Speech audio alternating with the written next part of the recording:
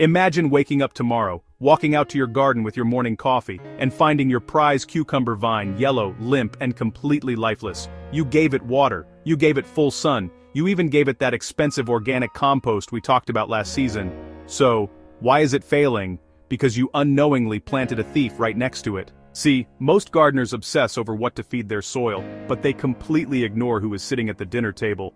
If you plant a cucumber next to a heavy feeder, like a potato, you aren't just growing two vegetables, you're starting a silent underground war for potassium and water. And spoiler alert, the cucumber usually loses. But if removing the bad neighbors stops the bleeding, how do you actually double the harvest? You don't just separate the enemies, you have to hire bodyguards. What if I told you there is a spicy red root vegetable that, when planted correctly, acts like an electric fence against the cucumber beetle? And what if there is a specific flower that heals the soil while trapping the pests that want to eat your lunch? Today, we aren't just gardening, we are building a fortress.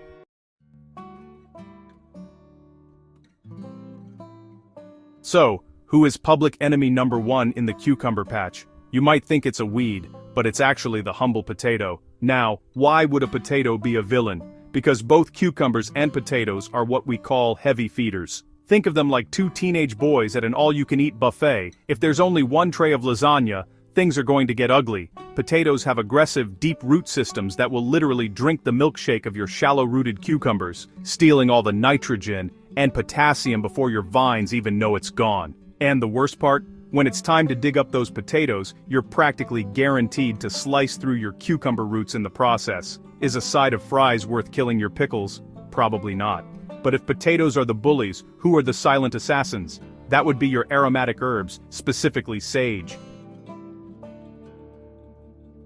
Wait, aren't herbs supposed to be good? Usually, yes, but sage produces specific oils like camphor that can actually stunt the growth of cucumber seedlings. It's a phenomenon called allelopathy. Basically, the sage is engaging in chemical warfare to keep its personal space clear. If your cucumbers are sitting next to a big bush of sage and they just stop growing, that's why. They aren't sick, they're being bullied chemically. So, if we kick out the bullies and the chemical warriors, are we safe? Not if you've invited the whole family over. I'm talking about melons and squash. Why is family a problem? Because pests love a family reunion. If you plant cucumbers, zucchini and cantaloupe in the same bed, you aren't building a garden, you're building a golden corral for squash bugs and cucumber beetles. They smell that concentration of cucurbit family scent from a mile away. Plus, when mildew hits, and it always hits, it won't just take one plant, it will wipe out the entire bed in 3 days flat. So, we've cleared the enemies. The soil is safe. But how do we go from safe to invincible? You need to bring in the defenders.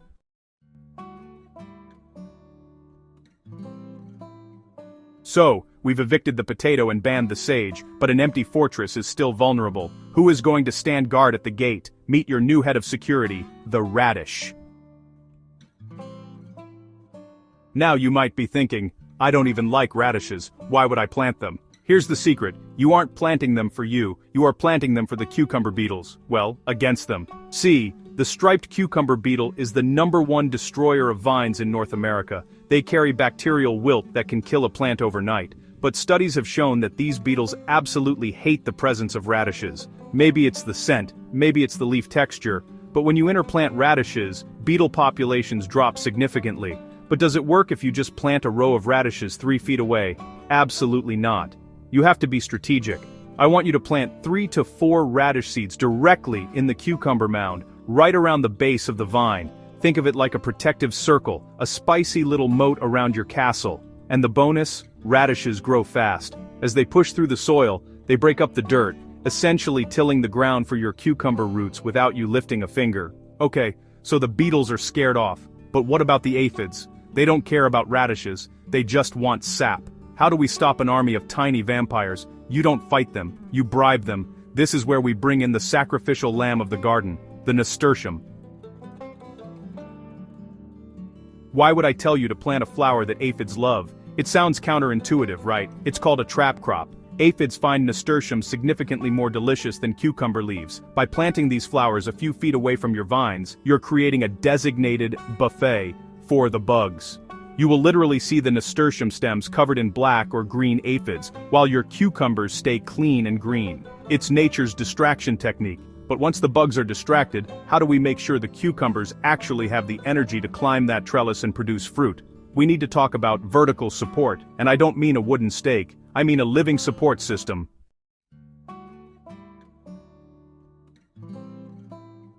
So, the bugs are gone, the soil is safe, but cucumbers are climbers, they need to go vertical to stay healthy. Now, you could go to the garden center and spend $50 on those flimsy metal cages that bend the second a windstorm hits, or you could grow your trellis for free.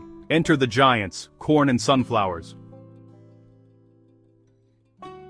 But wait, didn't I just tell you that heavy feeders like potatoes were the enemy? Why would I tell you to plant corn, which is basically the hungriest plant in the garden, right next to your cucumbers? Because unlike the potato, corn offers a trade-off. It offers rent. Cucumbers, despite being sun lovers, actually get stressed out in the peak heat of July. They get sunburned leaves and bitter fruit. Corn and sunflowers provide a dappled shade. It's like giving your cucumbers a pair of sunglasses. Plus, the corn stalks act as a natural sturdy ladder for the cucumber tendrils to grab onto. But there is a catch. If you plant them too close, the corn will starve the cucumber. So, what's the golden rule? Spacing and direction. You need to plant your cucumbers on the sunny side, usually the south or east side, of the corn, and keep them at least 18 inches apart. This way, the cucumber gets the morning sun, climbs the corn for afternoon shade, and everyone has enough legroom for their roots. Okay, so we have the climber, cucumber, and the support, corn. But they are both eating nitrogen like crazy. Who is paying the bill for all this food? You need a soil chef. You need legumes. I'm talking about bush beans or peas. Why beans? Because they have a superpower called nitrogen fixing. They literally pull nitrogen out of thin air and deposit it into the soil through their roots. They are the ones restocking the fridge while the corn and cucumbers are eating. But notice I said bush beans, not pole beans. Why does the type matter? Because if you plant pole beans next to cucumbers, you are starting a wrestling match. Both vines will try to climb the same cornstalk, they will strangle each other, and you will end up with a tangled mess of snug cucumber beans that you can't harvest. Stick to bush beans, planted around the base. They stay low, they shade the soil to keep moisture in, and they feed the giants above them. So, we've built a fortress with radishes, a trap with nasturtiums, and a self-feeding skyscraper with corn and beans. But there is one final piece of the puzzle. The secret weapon that doesn't just help them grow, it makes them taste better.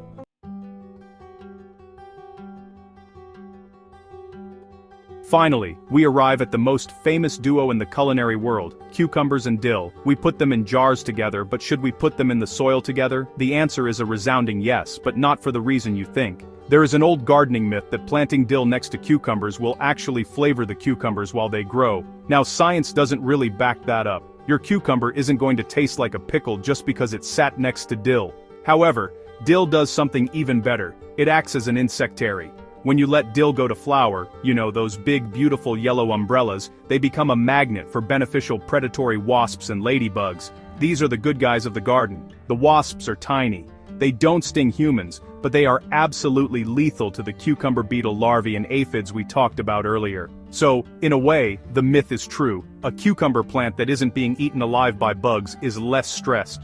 A less stressed plant produces sweeter, crisper fruit. So yes, dill does make your cucumbers taste better, by acting as their personal bodyguard, not their seasoning. Just one warning, dill is a bully to carrots. So if you're planting a salad garden, keep the cucumbers and dill on one side, and the carrots far, far away on the other.